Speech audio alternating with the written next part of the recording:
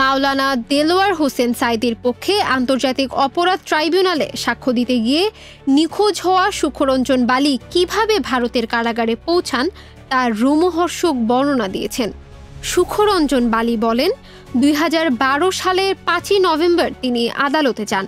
সঙ্গে ছিলেন কয়েকজন আইনজীবী। তাদের গাড়ি দেখে আদালতের গেটে আটকে ফেলা হয়। সঙ্গে থাকা আইনজীবীদের সঙ্গে গেটের দায়িত্বে থাকা লোকদের তর্ক বিতর্ক চলছিল।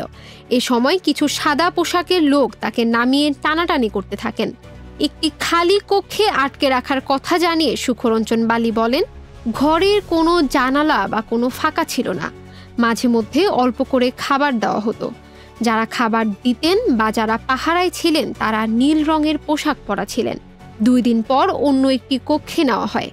সেখানে জোর করে মানবতা বিরোধী অপরাধে দণ্ডপ্রাপ্ত মাওলানা দেলোয়ার হোসেন সাঈদীর বিরুদ্ধে স্বীকারোক্তি নেওয়ার চেষ্টা চলে।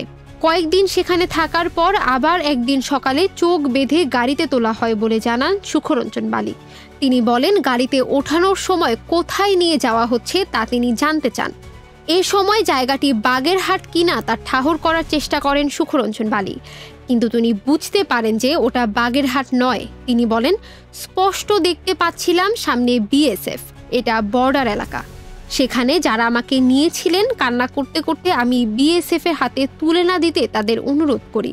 আমি বলি, এদের হাতে তুলে দিয়েন না, প্রয়োজনে আমাকে মেরে ফেলেন। এ কথা বলতে বলতে আমি মাটিতে পড়ে যাই। জোর করে বিএসএফ এর হাতে হস্তান্তর করা হয় বলে দাবি করেন সুখরঞ্জন বালি।